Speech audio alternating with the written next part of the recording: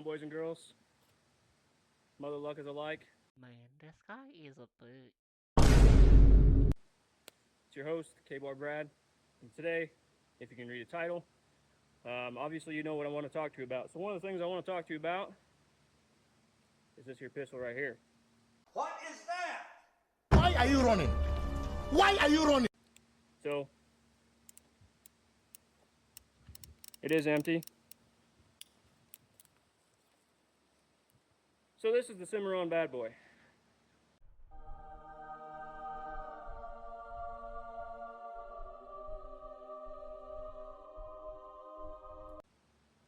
Cimmaron Bad Boy, I don't exactly remember what calibers it comes in. But look here, I know what the problem was. This one in particular is a 44 Magnum.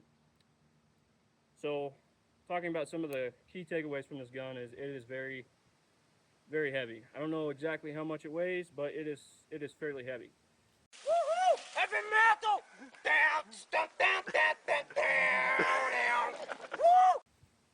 So when you buy this gun, if you're planning on picking one up, if you're unfamiliar with single action Colts, even though this isn't a Colt, some things you want to look out for. So this front sight post, when it comes out of the box, you could literally do this, and it would pretty much come off. Maybe with a little bit more effort, but it would pretty much come off. There's no detent, there's no screw, there's nothing. And keep in mind, we're not talking about this bottom piece here. We're talking about this top piece here. So this top piece here, it just slides in place. There's nothing to hold it in place. A little story for you. So my dad and I, we were shooting this thing the first day that I got it, and you know, I shot it probably, I don't know, I put a good bit of rounds through it before Dad got home from work.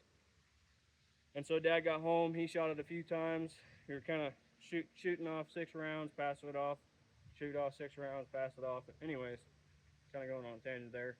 So Dad shot it one time, and I went to pull up with it, and I pulled up with it, and I realized that the front sight was not there. So we looked for it, kind of where we were standing, where we were shooting. I found it, and I slid it back on, and did no more than this right here. Put it in the holster. Dad and I walked around, talked, you know, looked at stuff going by us on the gravel road, and that was it. Well, I pulled it out because at the time I was planning on carrying this thing every day or whenever I don't know. Anyways, so I loaded a few, skipped one, did that whole mess, and I looked at the front sight post again, and it was gone. So I called Cimmaron. I was like, hey, you know, this gun is not even a day old, and the front sight post is missing completely. And they said, okay, can you elaborate? Because there's 2 pieces to that. And I said, yeah, it is the exact one that you think it is. It's that very top one that does not have a detent, doesn't have a screw, doesn't have any kind of adhesion to it whatsoever. So my advice to you is fresh out of the box, take that front sight post, sight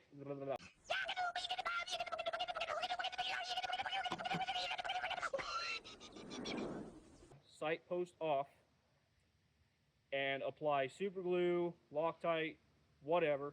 For Loctite, I can't remember what it is. I'm sure, actually I know there's a forum out there that will tell you what Loctite you should use. I think it's purple, but don't quote me on that. So use some kind of adhesive on top.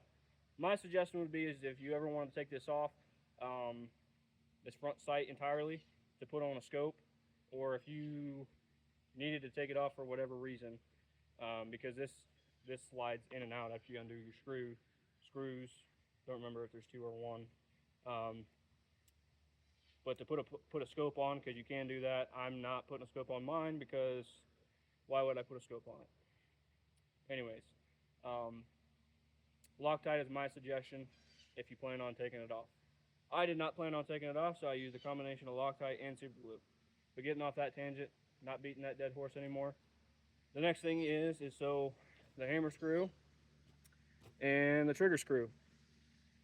You want to Loctite thread locker these screws for sure, because you know, you pull your hammer back, and you can visibly watch that screw back off if you don't do this. So you really want to put Loctite on these so you're not, you know, fire, and then you put it away for a little while, and then you take it out in the woods to go deer hunting or whatever, and you go to pull it up, and now your hammer's missing, or your trigger's missing, or the screw for both is missing, whatever example befalls us in that situation, right? You don't want to have that. Some other key thing to sorry.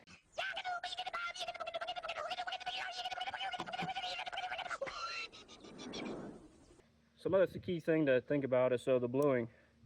The bluing is going to come off as you fire this thing. There's no way about it. It's just going to happen. Maybe it's something that I did. Maybe it's the oil that I used to lubricate this, clean it, what have you. I don't know. The point is that your bluing is going to come off. So if you intend for it to be a showpiece, or you care about the bluing, don't fire this thing. If you don't care and you still want it to be a showpiece, well, whatever. I mean, that's kind of what I do. I got it in my gun cabinet in my living room, and I mean, I don't care. Shows it's been used, right? So, one thing that I want to point out too is the trigger pull. So we know that this is an empty gun, right? You sure about that? So the trigger pull on this thing is very light, very light. So you come up with it. Your finger may be resting on the trigger, which, by the way, if your hammer's back and your finger's resting on that trigger, you're wrong. Granted, you know, you see guys all the time, your hammer's forward, their fingers are resting on the trigger. Nothing's gonna happen. Let's be real. I mean, I'm pulling this trigger and nothing is happening.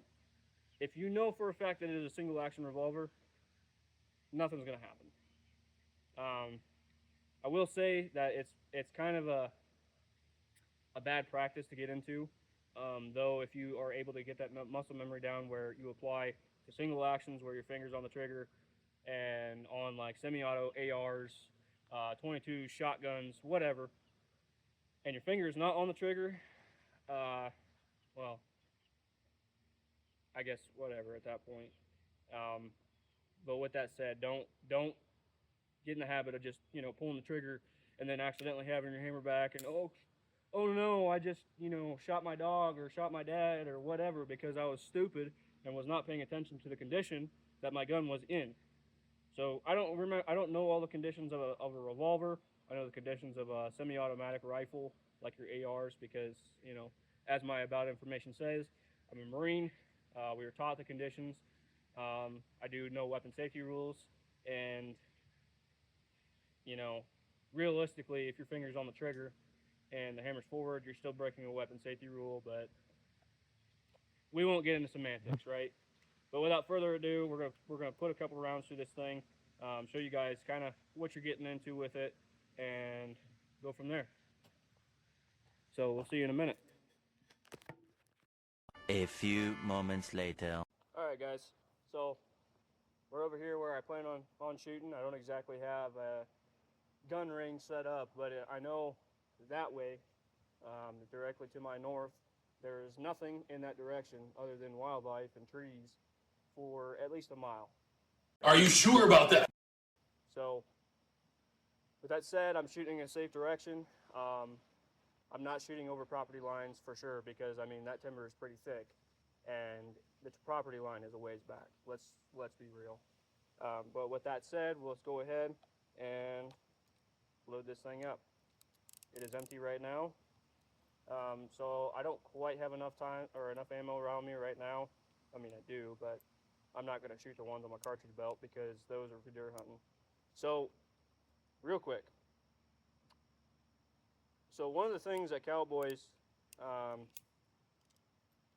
recommended back in the day when they were carrying their guns every single day is, so what you would do is you would load one,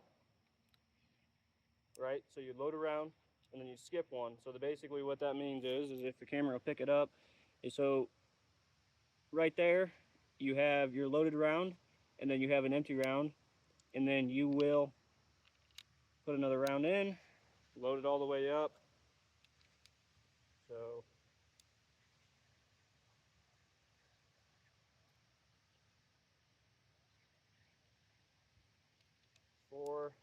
5. And you're not going to turn to the empty chamber. You're going to bring your hammer down onto the empty chamber. Then you have it in your holster, you're doing whatever. There's no way that if you get in a scuffle or you got to jump off your saddle, fall to the ground, the hammer's going to smack that primer and have a round go off. Because that'd be a very bad day, because the way this holster is set up, at least with the drop leg holster, though I do realize that historically speaking they didn't use drop leg holsters, but it's kind of pointed at your leg. And with a 44 Magnum, it's going to do some damage.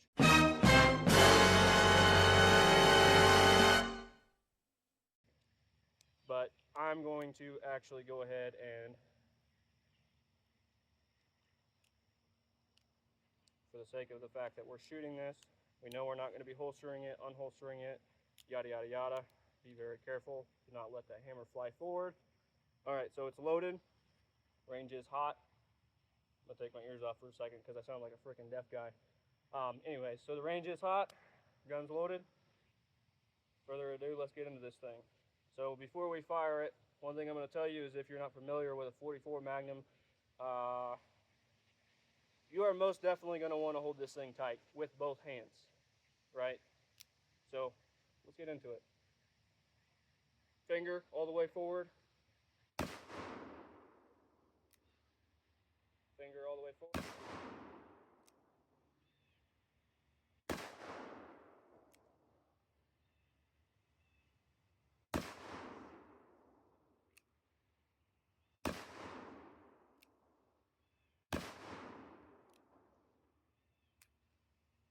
I thought that was a fist shot, but apparently not. We'll see when we eject all our cartridges.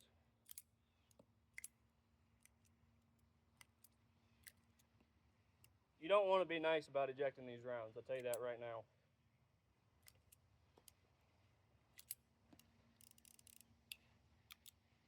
It's empty. Load 6 more. I might shoot this one-handed just to kind of show you what it may look like shooting it one-handed. And don't mind my double chin.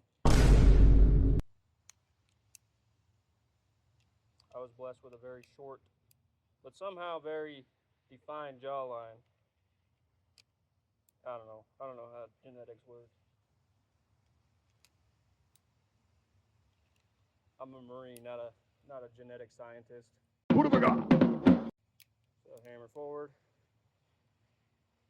This is most definitely something you're not going to shoot all day. Maybe, shoot it a couple times, pass it to your buddy. They'll shoot it and then, bring it back. But I got arthritis in my hand, so I can already feel it. But I'm going to tell you, you're going to definitely feel it. And if you don't hold this thing right, it may break your fingers. Let's be real. So, one-handed.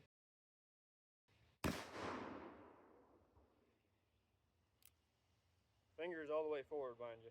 We don't want an ND.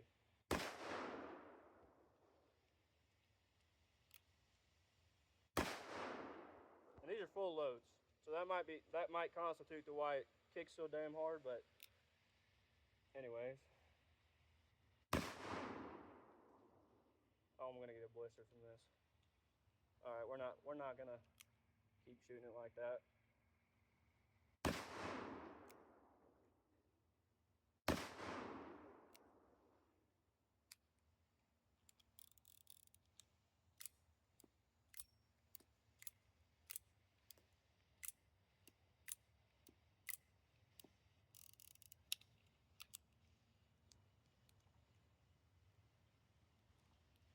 2 more rounds. I recorded a video earlier and I didn't like how it came out, so 2 more rounds. May go through some dry fires. When dry fire on a revolver, I don't care. It's mine.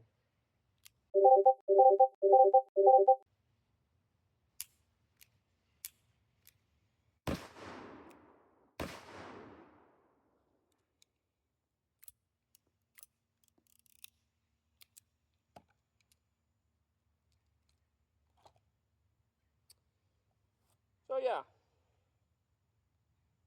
that's how it handles.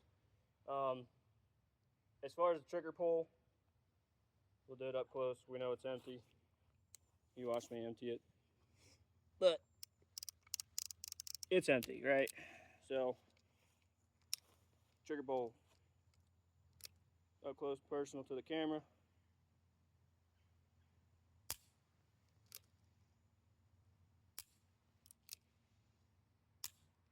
It is very light.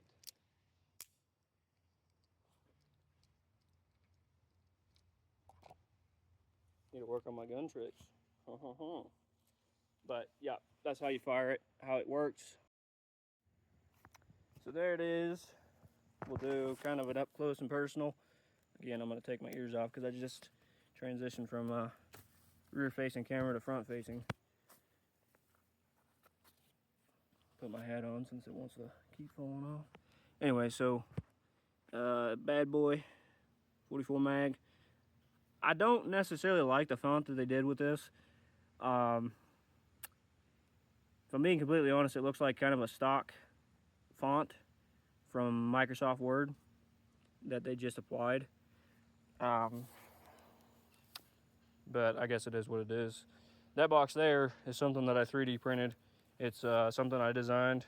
I got inspiration from something that I found online for a 9mm box, and then I kind of took the overall idea and expanded upon it.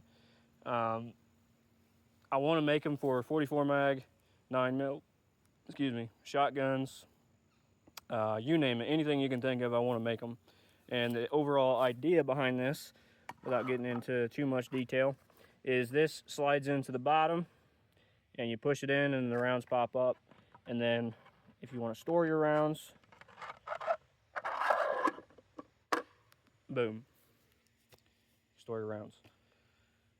44 Magnum box needs a little bit of work. I don't know if necessarily it's the fact that the ramp is too steep, so the slope is too steep and the rounds don't want to ramp up correctly, or the tolerances are too tight. I don't really know, but I need to sort a few things out with it. But going back to the revolver, so key takeaways from the revolver, again, is so the front sight post, so the front sight, you want to put some kind of adhesive on there, depending on whether you want it to come off again in the future or not. I mean, that's depending on how you want to approach it. The screws, you need to put some kind of thread locker on there. It doesn't have to be something super strong, if I'm being completely honest with you. I mean, it's not like you don't want it to come out. You have to heat it up or whatever. You want something that's going to be able to withstand the overall heat from the gun as you're firing, but then something that's also not going to, never come out again. So bear that in mind. I think I used Loctite purple, but I could be wrong. I can't remember. Maybe it was blue. Anyways, the point is I Loctited my threads. They can come out. Loctite your damn threads. Trigger pull. I am not warning you. I am telling you. Be very, very, very careful with your trigger pull because it is so light. I mean, again, I don't want to stress this enough because you don't want to have an ND and say, somebody standing over here or, whatever, and you're resting your finger on the trigger, you're coming up, and for whatever reason, you're not sighted in correctly, and you shoot them. Granted, I don't know why somebody would be downrange of you if you're running your ranges correctly where everybody's in a line and nobody is downrange or downwind of a active range. I mean, I don't know, but for safety's sake, just be very careful. Be very careful. Pay attention to what you're doing. Yeah. So as far as shooting this thing is concerned, I would say that whenever you get it out of the box, to hold it with both hands. Don't try to be fancy Clint Eastwood, blah, blah, blah, boom, feel lucky punk. No, none of that.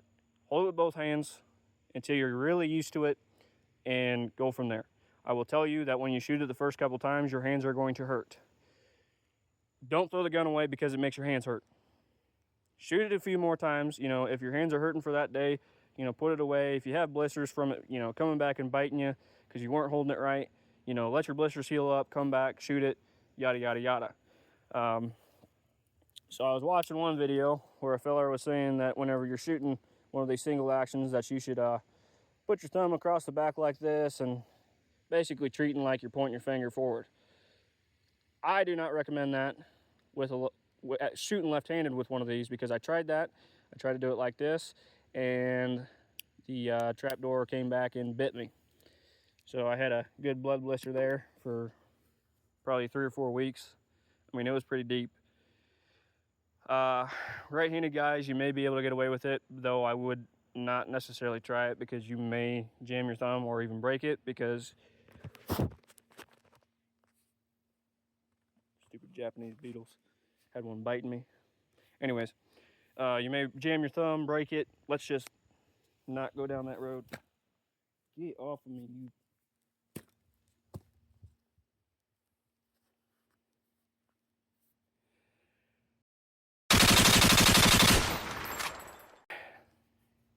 It's part of living in the woods.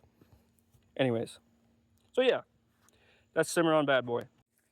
So yeah, guys, that's Cimmaron Bad Boy. That's all I got for you as far as that's concerned. If you got any questions about it, let me know in the comments. If you got some more ideas for content in the future, let me know. Some guns that I do intend to cover. So I got a Winchester 1897 from 1912, 1913, can't remember. Anyways, I got an 1897 that I want to do kind of a review for.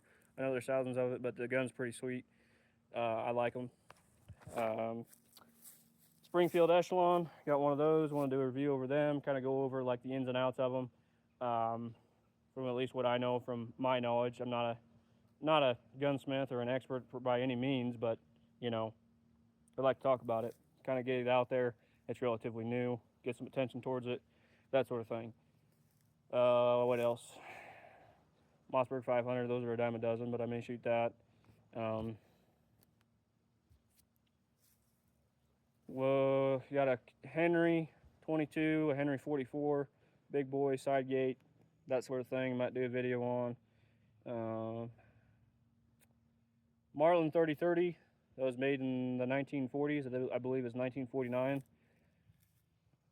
And then I got a couple oddball revolvers that I could do a couple videos on.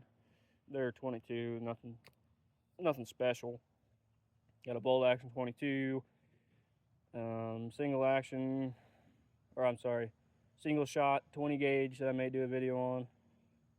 Yada yada yada. But we're not at a lack of content here.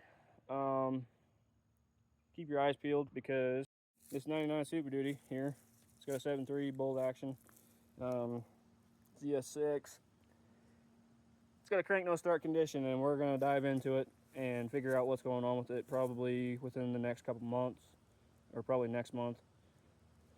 I think I already know what the problem is. I think it's the H-pop, and we're gonna go all out. We're gonna do an adrenaline pump, and that truck there has some 180cc injectors in it, or I'm sorry, 180cc 30% injectors in it that we're gonna snag out of there, along with a hydro tuner. And yeah, that truck there, that's a F600, one of the trucks that Dad and I picked up before he passed. Might do a video on it, maybe a couple videos, because it's got no brakes. The engine likes to overheat if you drive it, and yeah. The reason we may do a couple videos on that one is because this one here has a 460 in it. Come on. This one here has a 460 in it, and it's a 85 F250 460 C6 automatic 4-wheel drive. I want to change the engine from this truck maybe into that truck, and then the engine from that truck into that truck. So a whole lot of confusion there going on, a whole lot of crisscross. But anyways, that truck's gonna be a 7.3, that one's gonna be a 460, that one is probably gonna be nothing but a scrap heap. Because, you know, these are pretty bad. I mean, the camera may not show the overall depth of how bad this truck is, but it's pretty bad. You can see that on certain supports and stuff, they're starting to rust away on the undercarriage. and that's the frame. Some of these holes that are on the outside, so the cab corners, they go up into the cab. The floor is half rotted away on the driver's side. The passenger side is not quite as bad, but it is rotten to the point where you can see the carpet clear as day. But the overall intention is to take the 7.3, the E4OD out and swap it over to the 85, and then possibly take this axle, that axle, and swap it over. I'd like to use these axles because they're 10 1/4, or that one is a 10 1/4 Sterling, and it's a locking diff, or I'm sorry, it's a limited slip diff, not a locking diff. Limited slip diff, and I mean, can't go wrong with a limited slip. But one of the things I run into is, so this truck here has a Dana 70, and I don't know which one is more durable. And I also have a brake kit, a disc brake kit for the Dana 70. So I don't know which one's going to be the better option as far as, yeah. But we'll figure that out whenever we actually start the project. But like I said, that's all I got for you. Keep your eyes peeled for more videos. If you got ideas for videos in the future, let me know. I'd be open to certain things. But without further ado, this is K-Bar Bad. K-Bar Bad.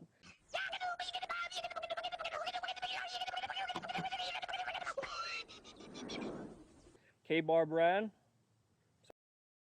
Signing off, because apparently I hit the stop button a little too soon, but you'll have that. If you like what you saw, feel free to drop a like. If you want to see more content in the future, be sure to hit that subscribe button and that bell notification, and look forward to seeing you.